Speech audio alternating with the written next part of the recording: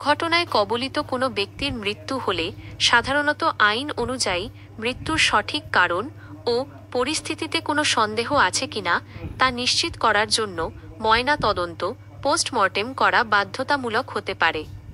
বিশেষ করে যদি এটিকে অস্বাভাবিক মৃত্যু আনন্যাচারাল ডেথ যেমন সড়ক দুর্ঘটনা বা অন্য কোনো সহিংস ঘটনা হিসাবে গণ্য করা হয়, তাহলে পুলিশের পক্ষ থেকে সুরতহাল প্রতিবেদন ইনকোয়েস্ট রিপোর্ট তৈরির পর লাশ ময়নাতদন্তের জন্য পাঠানো হয়।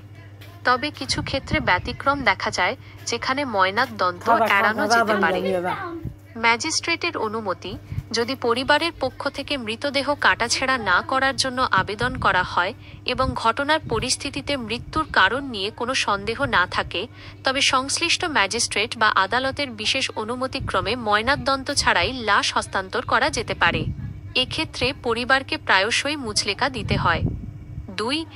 স্পষ্ট আঘাত ও কারণ। যদি আঘাত এত স্পষ্ট ও গুরুতর হয় যে বাইরে থেকেই মৃত্যুর কারণ, যেমন মারাত্মক সড়ক দুর্ঘটনায় মাথা থেতলে যাওয়া সুনিশ্চিতভাবে বোঝা যায় এবং এতে কোনো ফৌজদারি অপরাধের সন্দেহ না থাকে, সেক্ষেত্রে কর্তৃপক্ষ অনেক সময় পরিবারের মানবিক দিক বিবেচনা করে ময়নাতদন্ত ছাড়াই লাশ দ্রুত হস্তান্তরের অনুমতি দিতে পারে। 3. প্রয়োজনের অভাব বিরল।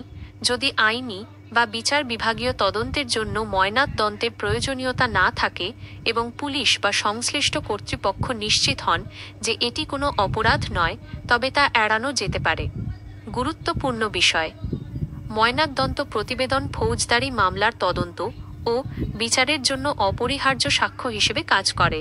যদি ময়নাতদন্ত না করা হয়, তবে পরবর্তীতে ওই মৃত্যুর কারণ নিয়ে কোনো আইনি জটিলতা সৃষ্টি হলে, যেমন ক্ষতিপূরণ বা মামলা, পরিবার প্রমাণ সংকটে ভুগতে পারে। অনেক ক্ষেত্রে ময়নাতদন্ত ছাড়া লাশ দাফন করা হলে পরবর্তীতে আদালতের নির্দেশে তদন্তের স্বার্থে কবর থেকে লাশ উত্তোলন এক্সহুমেশন করার প্রয়োজন হতে পারে। সংক্ষেপে, দুর্ঘটনাজনিত মৃত্যুর ক্ষেত্রে ময়নাতদন্ত এড়াতে হলে আইনগত কর্তৃপক্ষের পুলিশ ম্যাজিস্ট্রেট অনুমতি প্রয়োজন এবং তাদের কাছে এটি স্পষ্ট করতে হবে যে মৃত্যুর কারণ নিয়ে কোনো সন্দেহ বা অপরাধের যোগসূত্র নেই।